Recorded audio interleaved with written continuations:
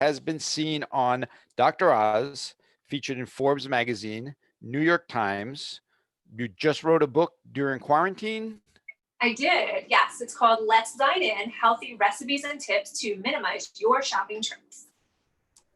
And how can I follow that? The floor is yours, or the kitchen is yours. Thank you so much, Oscar. So super happy and excited to be here. Thank you, Oscar and Phil, for having me today. So yes, as Oscar said, I'm Chef Via Melissa, and you can find me on social media under Chef Via Melissa, as well as in all of the publications that we just mentioned to see past video clips. I own a health-focused personal chef and catering company. I'm based out of New York, and I service the metro area. My credentials as a chef is I'm actually a nutritional chef, as well as a certified culinary nutrition expert and a certified nutrition and wellness counselor. So everything that I make has a health-focused spin on it. I cook from a global cuisine, so I make dishes ranging from Asian to Italian, Mediterranean, Mexican, putting a healthy spin on all of it. So I take out all of the bad ingredients and I focus on keeping the same type of flavor from the original dish, but just making it in its healthiest facet.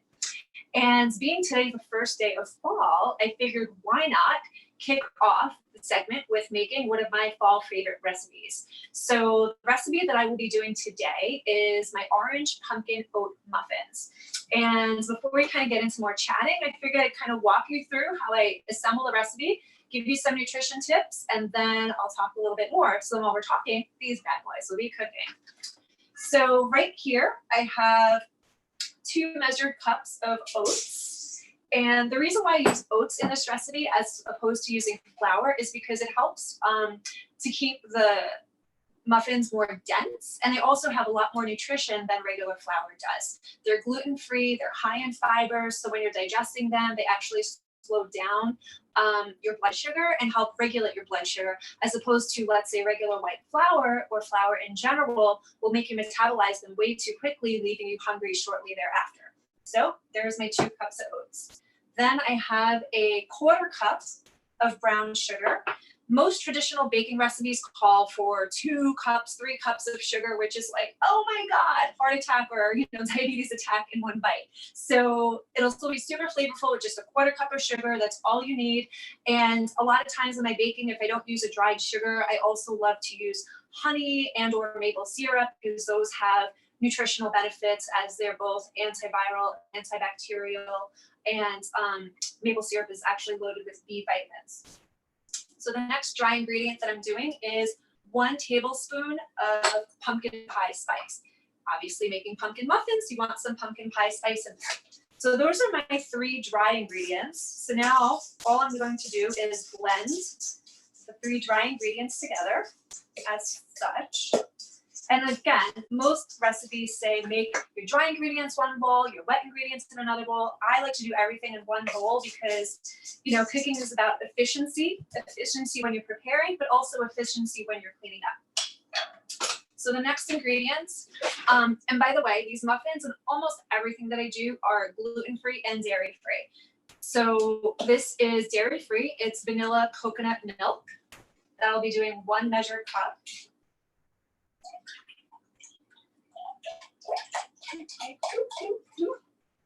There you go. 1 cup of that.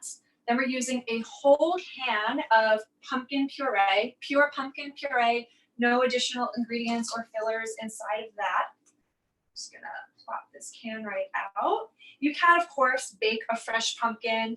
And if you do bake a fresh pumpkin, it's actually optimal to use a sweet pumpkin. And if you're not sure what a sweet pumpkin is, it's actually a white and green pumpkin, which I just went to the farm and I have one right here. So this is a sweet pumpkin, which would be your recommended or preferred type of pumpkin to use for baking. But for today's purposes and efficiency and time, we're gonna go with the canned version. And the last 2 ingredients, so we're going to use 2 organic brown eggs. 1, 2. All right. And the very last ingredient, you can have orange pumpkin oat muffins, but of course, without orange flavoring. So we're going to do 1 measured tablespoon of orange flavoring. And if there's any vegans out there watching this, you can sub out the eggs to make a chia egg. And for those that have not made a chia egg before, to make equivalent to 1 egg, you take a tablespoon rather of chia seeds and a 1/4 cup of water, and you mix that in like a little bowl or a cup. There you go, Oscar, chia seeds. You mix that together in a bowl or a cup, and then you let it sit for 10 minutes. And while the chia and the water are sitting there for 10 minutes, it'll then gelatinize and turn into an egg consistency. So you can easily swap it out and make it like such. And so now I'm just going to be incorporating and blending my wet ingredients with my dry ingredients. And I already have my oven on, preheating to 350 degrees. So that'll be nice and hot by the time I get this in there. A little bit more like such. It's all nice and incorporated. I wish this was in 4D and that you can smell the aroma. It smells like Thanksgiving. All right. Now I'm just going to use a 1/4 cup and fill my muffin cups. No pun intended, Phil. All right. Next time, send us a sheet with everything we need, and we will have the ingredients, and it's Cook Along with Melissa Day. Yes, definitely. I absolutely love that. And funny you should say that. So since COVID and quarantine, I've actually had to take my business online, and I do have a few online cooking classes coming up that are on Eventbrite. And for anybody that's interested, they can reach out to me through my website or social media, and I'd be happy to send them the information, because what I do for those classes is after you sign up, I then send you all the tools, all the ingredients that are needed. Obviously, I cook at a much slower pace so everybody can follow along. And then it's kind of like I show you what to do, and then I look at you through my Zoom, and I kind of guide everybody that's in the class on what to do at home as well. And it's a lot of fun, because then I love seeing that everybody on the other side of the screen can certainly, be eating and enjoying the same foods. All right, so scrape these few in here. As such. I love this little pastry tool scraper. All right, last 2 muffins.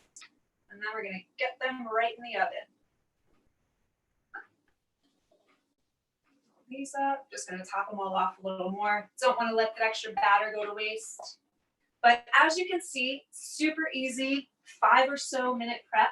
Get all the ingredients together, throw them in the muffin tins, and throw it right in the oven. And then in 20 to 25 minutes, we will have perfect orange pumpkin oat muffins. And because the pumpkin is so moist, I didn't actually need to use any oils in the recipe, because they just come out so nice and moist because of the wetness of the pumpkin. All right. And voila. So that is my demo for my orange pumpkin oat muffins. Any questions? That is so easy and quick. Yes, it is. I love muffins. That's my comment. I love muffins. I have one of my key questions was, how did you get into becoming a chef? What inspired you for that? Yeah. Well, it's a very long-winded answer, but I will certainly try to condense it down. So I'm the youngest of 4 children. I grew up in a very large Italian household where any night of the week, there was anywhere from 8 to 12 people at the dinner table. And then, of course, when we had holidays, there was like 20 to 30 people. So I was always in the kitchen, just kind of like sous chefing and assisting my mom from a very young age. And then as I got older, especially when I was in college, I started to become interested in eating healthy. So when I was in my early 20s, I started to kind of revamp a lot of my family's traditional recipes into a healthier facet, whether that were baking something versus frying, or if I were making something baked, maybe instead of using oil, I would use applesauce, in like a baked item. So just kind of like started to make different modifications. Fast forward to my early 30s, fortunately, but unfortunately, I started to develop food allergies and sensitivities, specifically gluten and dairy. hence why I'm an expert at gluten and dairy cooking. And I also, at that point, I had my own apartment, and then I was always having friends over to host dinner parties.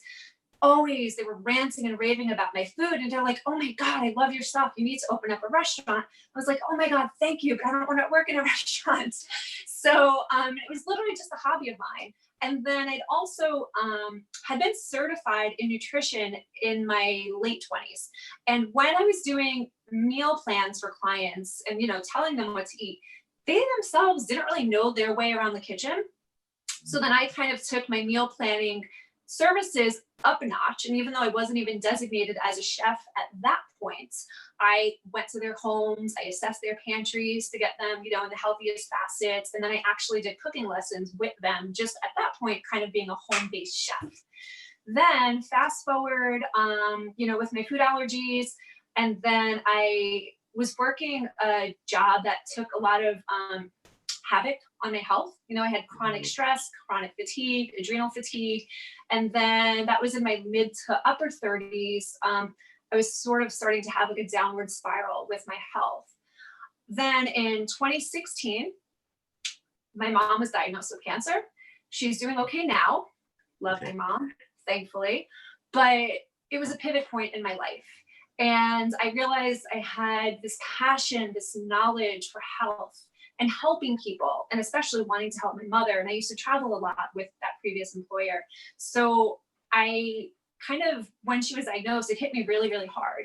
And I literally quit my job on a whim with very little business plan, very little ideas. However, the one idea that I did have, I quit my job to be a caretaker for my mother in summer of 2016. But then I enrolled in a culinary nutrition program by the fall of 2016. So while I was taking care of her, I was also taking care of myself, I guess, career-wise, and kind of like pivoting and transitioning. And then I did my first event. So the program started in September of 16. And while I was in the program, I'm like, all right, well, I need to try to make some money. So I did my first event, a cooking demo in a gorgeous kitchen showroom that had 3 people attend. And then I'm like, oh my God, what did I do? I made like a career suicide, so to say. But the few people that came loved, you know, the workshop that they had witnessed. It was actually fall favorites. So I demonstrated a bunch of fall dishes, talked about the nutritional points of those dishes. Everybody had a full meal that was served to them. And then they went home and told their friends and family. But anyway, not willing to give up, still having that drive and passion to succeed.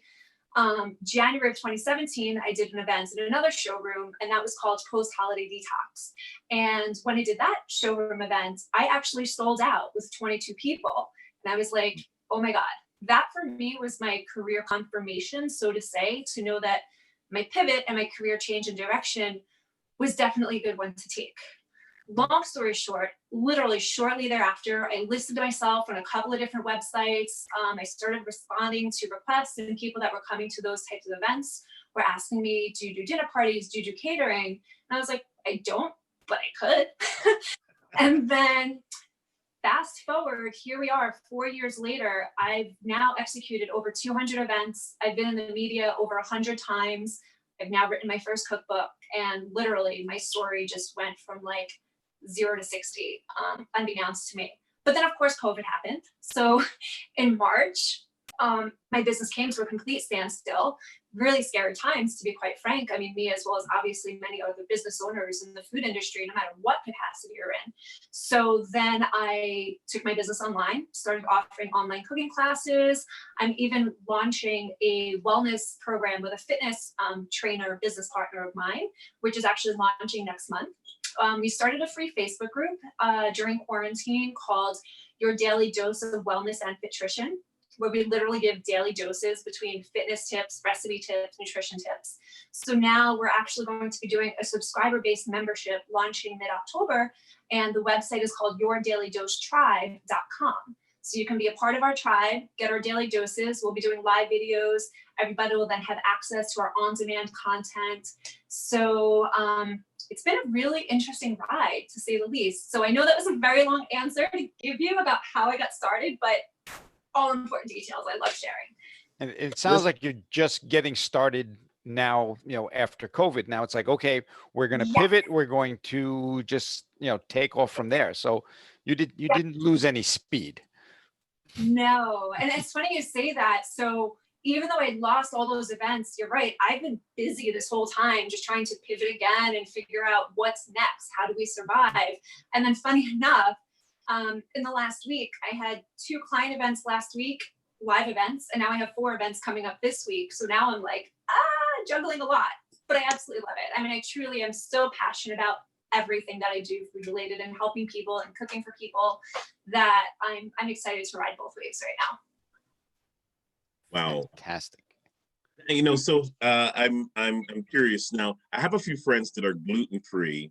They have to be on a gluten-free diet.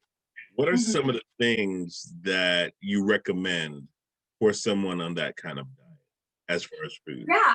So just because you're gluten-free, a lot of people don't realize there are still so many things that you can still eat. So even though, for instance, I just use oats to make my muffins, you can use oats. Like I even use gluten-free flours, of course. So I'll use either gluten-free flour blends, or there's millet flour, there's chia flour, there's even grain-free flours, such as like almonds and cassava and coconut flour. Like almost all of let's say my carb-based things. I'll usually do a mix of, let's say, oat flour with another gluten-free flour, because you still have, like I said earlier, like the density from the oats. But then there's also other grains that people can eat. So when it comes to pastas, for instance, there's so many amazing legume-based pastas. There's black bean pasta, chickpea pasta, red lentil pasta, quinoa pasta. If anything, people that are gluten-free, whether you have to be or not, there's actually more choices and variety for people that necessarily aren't gluten-free, but of course could still eat gluten-free because they can have both worlds. And then a misconception, a lot of people don't realize that rice is gluten-free. Because so many people are like, oh my God, I can't have my rice anymore. You can. Rice is naturally gluten-free. So no need to worry and fret about that. And most oats are gluten-free. For those that are extra sensitive, you do want to make sure that the oats were made in a gluten-free certified facility, because oats are naturally gluten-free, but sometimes there's cross-contamination. So the severity of one sensitivity could be worse for one person over another. So that's just something else to be conscious of. So basically, what does it mean to be allergic to gluten, though? I'm curious as to finding that out. So gluten is a protein that is natural in wheat. And well, what it means to be allergic, the severity or reaction that people's bodies have can vary. For me personally, I can't digest or metabolize it. I get extremely nauseous. My stomach gets extremely bloated, which are typical telltale signs. For some people, it might make them run to the bathroom. For others, they might instantly look 6 months pregnant. But it really affects one's digestion is what it comes down to, or not being able to digest it. Oh, I love that we're talking about this, because it seems to be a very hot subject, and I love how you transitioning your business. I think everyone has had to pivot a little bit as to what they do with their business. So I would love to find out how when you decided to do that, what were some of the things that led you in the direction of kind of like adjusting online with the ideas that you have? Yeah. So I started, well, I guess the first thing that I did was, doing the cookbook, because always being so busy, running events, planning events, catering events.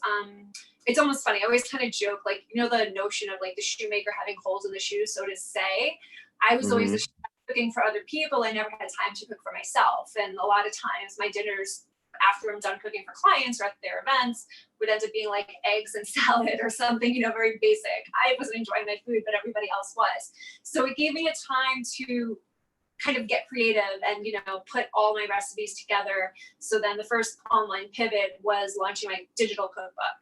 And then I started noticing, there's a lot of chefs that started doing online cooking classes, but their styles, are more rich, gourmet, not so much healthy. And I know that there's a growing need for people that want to learn healthier food. Even though I'm not 100% plant-based, I do offer and have many plant-based recipes. So that's why one of my more popular cooking classes is actually a vegan and plant-based class. Similarly, like I know Oscar said, or no, the other gentleman said that he was going keto. So, I've also done keto cooking classes, paleo. So I try to stay like one step ahead, so to say, and offer people timely and trendy information as far as like recipes when I'm pivoting online. And similarly, how I partnered with Nicole, she obviously knows, there's a lot of trainers, herself included, that are just doing training programs. I know many people just do nutrition programs, or how I was just doing the cooking classes. And I was like, you know what? Why don't we join forces? We can stick out from the crowd and offer everything as a one-stop shop. And it's Right. and then complimentary program, because it's not like person's talking to their trainer and then getting nutrition tips from their trainer, which aren't always accurate. So at least Right. it's kind of like a foolproof program that, and then she and I can both monitor and balance the clients together to make that. Yeah, that's awesome. That is awesome. So are these the dishes that we have that you have behind me here? Tell us a little bit about those. Yeah. So the dish that's to your left is actually one I just did this past weekend, and that's one that I usually do at my catered affairs. So that is a tomato with fresh basil and mozzarella balls in a balsamic glaze reduction. And they're great because they're light, they're low calorie, they're portion control, because they're actually, each thing is on a skewer stick. So you would just grab the skewer stick and eat it, Oh, pop it. nice. Yeah. And then the dish that's on your right is one of my poke bowls. So I call it a triple turmeric poke bowl. So it has, on the base of it, it's turmeric rice. Then it's curried chicken. I believe I have carrots in there, some peas, other like diced up mixed vegetables, nuts and seeds. And then I make a vegan lemon cashew sauce that's actually on top of it as well, which also has some turmeric in it. So that particular dish is great for anti-inflammatory. It's also gluten-free and dairy-free. And for somebody that were plant-based that wanted to make that, they would obviously omit the chicken or swap that out for some tofu. Wow. Yeah, that sounds so delicious. Oh my goodness. I'm sure that there's somebody out there that's looking at that going, I wonder how she made that. And so that's the purpose of the cooking class, right? You can definitely go to viamelissa.com and find out more about Melissa and what she does in her cooking class. Because it's just so interesting how, people have had to change their diet, because they're trying to build their immune system, strengthen their immune system. What are some of the things that you may suggest for people to incorporate in their diet to kind of do that? Definitely. So the one thing I would say to, first I'll say not necessarily what to incorporate, but what to not include. Okay, So, there you go.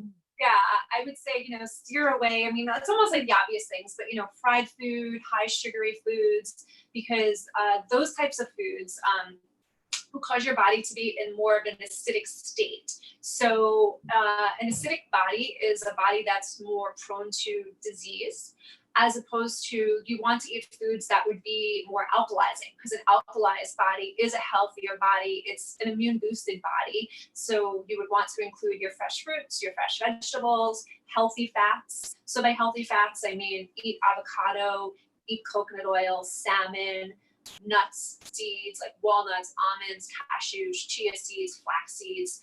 These are the types of things that would help keep your immunity boosted. And also eat a rainbow of color.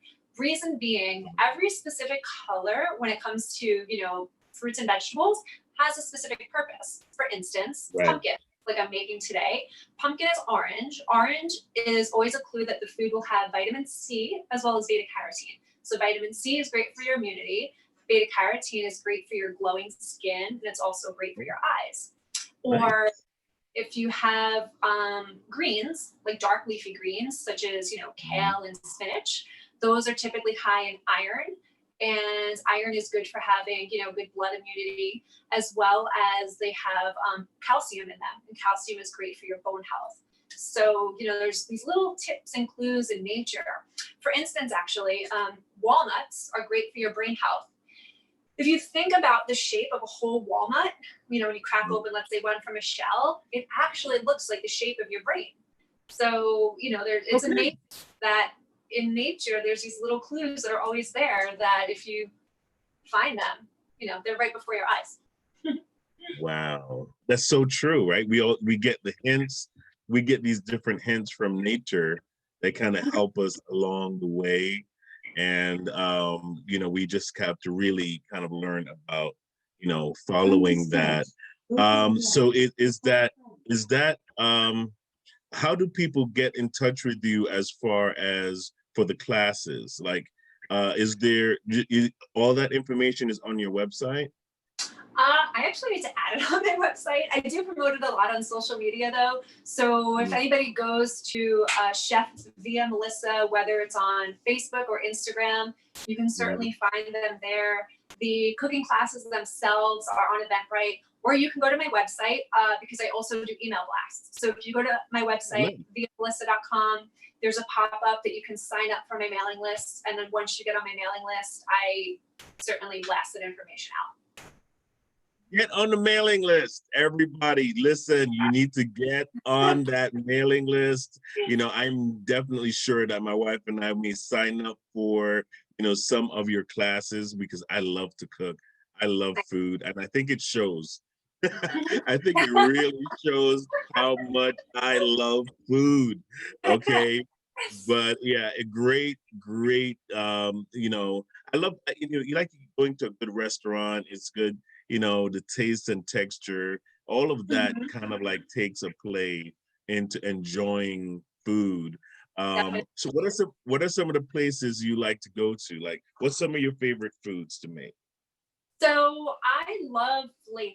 And my notion is when I'm dining out, if I can cook it at home, I won't order it. So I love to try things that, I've never had before, I've never made. And I love different cuisines. So like my favorite cuisines are, I love Indian food, I love Thai food. I love flavor. I also love going to vegan restaurants because vegan restaurants are so creative with some of the things that they have, from a flavor profile and just innovative, that they're just, and I also know, because I can't eat gluten and dairy 9 out of 10 times, obviously everything is dairy free being a vegan spot, but then most often than not, most vegan places have a pretty good selection of gluten-free options as well. But yeah, so I would say, I'm all about flavor, and things that I can't make at home are my notions when I dine out. Is it spicy? Are you into spicy flavor or more? Spicy flavor, like not heat. Like I like flavorful spice, like a balance of like blended of spices. For instance, at a Thai restaurant, I love, a green chicken curry, or getting a papaya salad, drunken noodles, which are kind of like basil noodles with like veggies in them and tofu. So yeah, it's more the flavorful spice. Like Indian, I love a dal. As a matter of fact, I've learned to I've mastered making a red lentil dal, which that's one of the recipes in my cookbook. And what else do I love at Indian places? I love everything. I am a big foodie as well. It might not show, but I do eat. So where can they find your book? On Amazon? Where can they find your book? So the book is actually on my Via's Kitchen website. I need to actually get it listed on Amazon, which I should have it up there by next week. But if until then, if they go to Via's Kitchen, VIAS kitchen.com, that's you can find my digital cookbook right there on the website. And you can also find it on cityharvest.org. So I partnered with City Harvest when I launched my cookbook, because $2 of every sale of my book does get donated to City Harvest to help for their charitable causes as well. Tell us about your charity real quick. Yeah, so it's not my charity per se, but it's the City Harvest is they help families in need. So before COVID, what their shtick and they were most widely known for is, they go around to any of the farmers markets in the metro area or a lot of restaurants in the city that have leftover food. And then they take, that unused food that they can't sell to customers, and then they'll, supply it to homeless shelters or families in need that obviously don't have the means to have access to fresh, healthy food. So, and then they've also gotten creative in other ways to raise money. So that's why I approached them when I was doing my cookbook as a partnership to help their cause. So that is a great cause. That's a great cause. I would love to contribute to that as well. So that I think that are the muffins done yet? I was kind of curious. Yeah, they say 2 minutes. Let's go take a peek. All right. Let me do this. Ooh. I can smell them from here. I was just gonna say, I think you can smell them because I can smell them, and I think they are done. Nice. There you go. Yep. So I can press on them. They're not liquidy anymore. They're the perfect amount of being dried out. And I'll keep them in the tin because they'll continue to dry out a little bit more, but you don't want to overcook them. So they cooked up in 23 minutes. So I said between 20 and 25. Mm-hmm. My favorite use for a muffin tin is to make stuffing muffins. Ooh, Where you take the I love stuffing that. you usually, you make a little, I got that from Rachel Ray. Okay. And you basically have individual stuffing muffins where it's crispy on the outside and soft on the inside, and everyone gets their own, so nobody fights for that edge that's really nice and crispy. I'm gonna have to borrow that from you, Oscar. I'll have to give you a Absolutely. Hey, look, I swiped it from Rachel Ray. It's okay. I'll still call it the Oscar. I know you'll just make it healthier though. Get me the recipe after it's been Melissa-ized and made it. Yes, I definitely do a healthier version of stuffing. I love stuffing. And thank God there are now a couple of brands that do gluten-free, so I don't have to dry out my bread and make my own seasoning and blah, blah, blah. I mean, I could do that, and I have done that, but the convenience of, nice stuffing bag, gluten-free crims, throw in the chicken stock, I'll do dairy-free butter, chopped up walnuts, vegetables, celery, etc., and then throw it in.